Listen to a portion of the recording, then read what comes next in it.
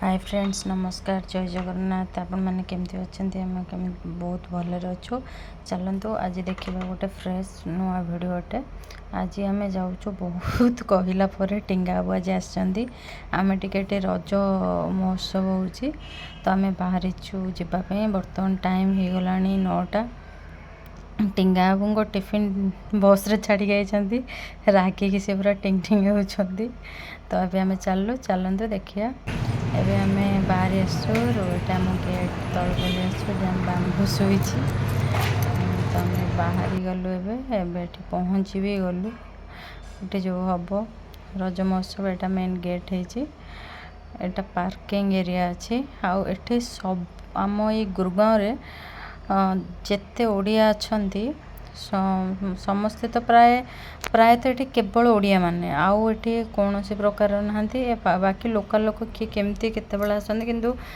सबुतिक 95% आमर ये ओडिया बाकी 5% किए केमती कौटू आसंती नहले नहीं आउ सब ओडिया माने भी ये आसीपार ना जो मैंने जानी मेम्बरशिप होती यहाँ मो ओडिया माने ही एकाठी होइकी फेस्टिवल टाको रज है आमर दुर्गा पूजा रथ यात्रा आमर एमती बना हुए ये तो ये रजर ये 2 दिन प्रोग्राम जो 2 दिन छुट्टी रही ऑफिस से 2 दिन ही आमर ये गोटे खाଇବା पीवा अरेंजमेंट होती स्टॉल पड़े खाइबार केवल ओडिया खाद्य आम ओडिशा रे जहाँ मिले जमती कि दहीबरा चाट गुपचुप आउ डोसा जहाँ ओडिया खाद्य जमती जहाँ भी अच्छी ओडिशार से निजे निजे माने ही करके गोटे स्टॉल पकई था तो आम आसिक पहुँची गलु फाइनल पूरा जगह उपरे तो आम भीतर को एंट्री करवा मु देखेबी भितर कौन कौन सब होती नाच गीत प्रोग्राम सब होता है खावा पीवा होता है खाई आम देखिकी पुण बुलाबुली करके आसू सब वर्ष झूला पड़े दोली पड़े ए वर्ष दोली पड़नी कारण ये स्पेस टी कम था देखो भितर पहुँच जाइए प्रोग्राम चलती डांस डांस करते लोक आप देखते समस्ते ओडिया समस्ते बहुत खुशी लगे देखो आम टे डांस वगैरह देखिए बसिकी अभी टे स्टल बुलवाक आसलु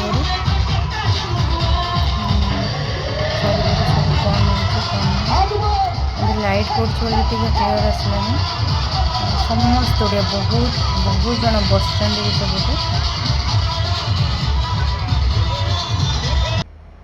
देखो आम आसिलु हरी ये गोटे मसला आम ओडिशार मसला ही मिले ये रुचिर किसी मिले ये जो कंपनी मिले MDH एमती वगैरह या मसलार टेस्ट न थाए तेणुक सब वर्ष मसला स्टॉलटा भी ही पड़ी थाए आम एठू किसी मसला आणलु जमती कि चिकेन मसला मीट मसला गरम मसला रुचि कंपनी खाଇବା स्टॉल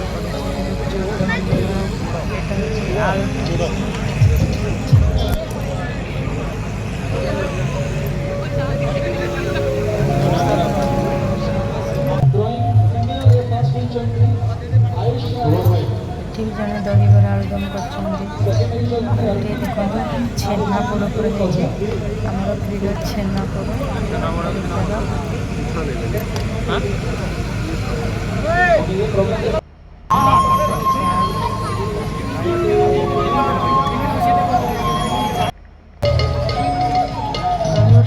तीन 4टा स्टॉल पड़ी ये नॉनवेज आइटम सब थी chicken pakora chicken leg piece tandoori थी सपोर्ट को आप देखा कंकड़ा ये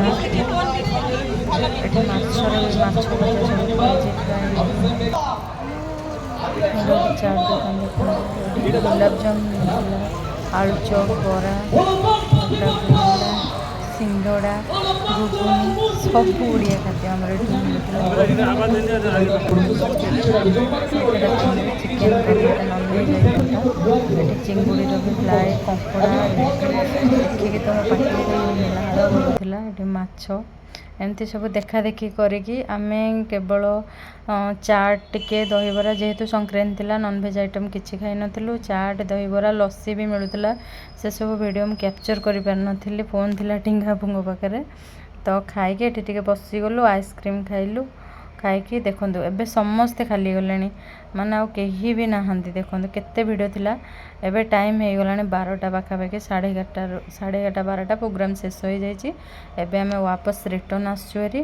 ଏଠି ଗୋଲାପଜାମୁ ଆଉ ରସଗୋଲା ଆଉ ଛେନାପୋଡ଼ ମିଳୁଥିଲା। ଆମେ ଏଠି ଟିକେ ଅଟକି ଗଲୁ ରସଗୋଲା ନେବା ପାଇଁ।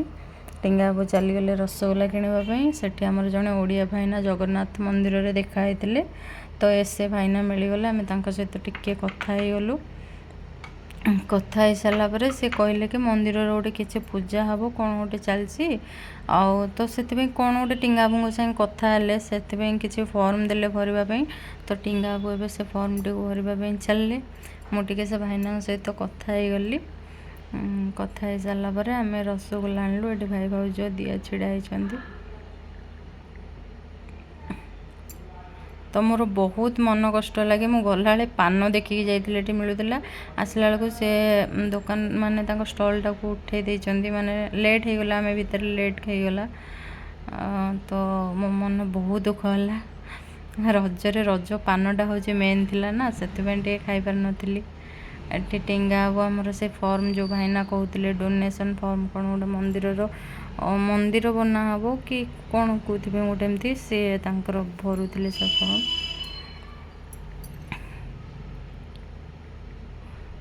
ସେ ଭାଇନା ମୋତେ ଏଠି ପଚାରୁଥିଲେ କେତେ ରସଗୋଲା ନେବ। ମୁଁ କହିଲି ମୁଁ କହିପାରିବିନି, ଟିଙ୍ଗାବାବୁଙ୍କୁ ପଚାର। ସେ ଭାଇନା ମୋତେ କହିଲେ କି ଆଉ ଘରର ଲେଡ଼ିଜ୍ ମାନେ ହୁଅନ୍ତି ହୋମ୍ ମିନିଷ୍ଟର, ତମେ ଯେତିକି କହିବ ସେତିକି ନେବା କଥା। ମୁଁ କହିଲି ନା ତାଙ୍କୁ ପଚାରନ୍ତୁ, ସେ ଯାହା କହିବେ ସେଇଟା, କାରଣ ମିଠା ମୁଁ ବେଶୀ ଟିକେ ଡାଏଟ୍ କରୁଛି। ଏଠି ଆମର ସେ ଫର୍ମ ଭରିଦେଲେ। ଏ ରସଗୋଲା ଡବା ଥୁଆ ହେଇଛି ଦେଖନ୍ତୁ। ଇଏ ଛେନାପୋଡ଼, ଆଉ ହଁ ଛେନାପୋଡ଼ ଆମ ଓଡ଼ିଶାରେ ପ୍ରାୟତଃ 250 ଥିଲା ରେଟ୍ କେଜି, କିନ୍ତୁ ଏଠି ଥିଲା 700 ଟଙ୍କା। ଆଉ ଗୋଟେ ରସଗୋଲା ଯେଉଁଟା ଆମ ଓଡ଼ିଶାରେ 10 ଟଙ୍କା, ଏଠି ସେଇଟା 25 ଟଙ୍କା ଥିଲା। ବହୁତ ରେଟ୍ ଥିଲା, କିନ୍ତୁ ଫିର୍ ବି ଆମେ କିଛିଟା ଆଣିଲୁ, ଖାଇଲୁ। ଯେହେତୁ ଓଡ଼ିଶାରେ ଏଠି କିଛି ମିଳେନି, ତ ମିଳିଯାଉଛି ଯେତେବେଳେ, ରେଟ୍ ହେଲେ ବି ଟିକେ ଖାଇଦେଉଛୁ। ବୁଲାବୁଲି ସାରିକି ଏବେ ଆମେ ଗାଡ଼ିରେ ବସିଯାଇଛୁ। ଏବେ ଆମେ ଘର ଅଭିମୁଖେ ଚାଲିଲୁ ରୁମ୍କୁ। ଟିଙ୍ଗାବାବୁ ଆଗରେ ତାଙ୍କର ବସିଛନ୍ତି। ଯୁଆଡ଼େ ଗଲେ ସିଏ ଆଗ ସିଟ୍ଟାକୁ କଭର୍ କରି ନେଇଯାଉଛନ୍ତି, କାହାକୁ ବି ଛାଡ଼ୁନାହାନ୍ତି। ଦେଖନ୍ତୁ ବସି ଯାଇଛନ୍ତି। ଆଉ ସେ ଭାଇନାଙ୍କ ସହିତ ପୁରା ଗପ ତାଙ୍କର ଚାଲିଛି। ତ ରହିଲି, ପୁଣି ଦେଖାହେବ ଗୋଟେ ସୁନ୍ଦର ବିୟୁଟିଫୁଲ୍ ବ୍ଲଗ୍ରେ। ନେକ୍ସଟ ବ୍ଲଗ୍ ବହୁତ ମଜା ହେବ, ତ ଆପଣ ନିଶ୍ଚୟ ଦେଖନ୍ତୁ ଭିଡ଼ିଓଟିକୁ, କଣ୍ଟିନ୍ୟୁ କରନ୍ତୁ। Thank you.